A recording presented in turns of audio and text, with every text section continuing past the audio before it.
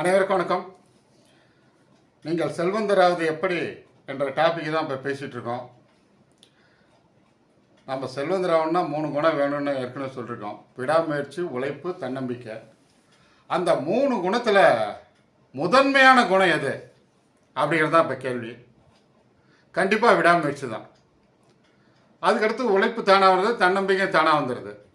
ஒரு செயலை செய்யறதுக்கு முன்னாடி நம்ம அதை யோசிப்போம், நம்ம சலுப்பாக இருக்கும். ஆனால் எதுன்னு நம்ம உடனே எழுந்திரிச்சு போய் அந்த விடாமுயற்சியோடு அந்த காரியத்தை தொடங்கும் போது அல்லது செய்யும் போது ஆட்டோமேட்டிக்காக நம்ம வெற்றி அடைய ஆரம்பிச்சிருவோம். அதன் மூலம் நம்ம செல்வந்தர் ஆகிடுவோம். அதனால தான் திருவள்ளுவர் சொல்லியிருக்காரு, தெய்வத்தால் ஆகாதெனினும் முயற்சித்தன் மெய்வருத்த கூலி தரும். தெய்வத்தில் முடியலனா கூட சரி, உங்கள் விடாமுயற்சினால் அதை வெற்றி அடைய முடியும், நீங்கள் செல்வந்தராக முடியும் என்பதை கூறிக்கொள்கிறேன். மேலும் இந்த காணொலியை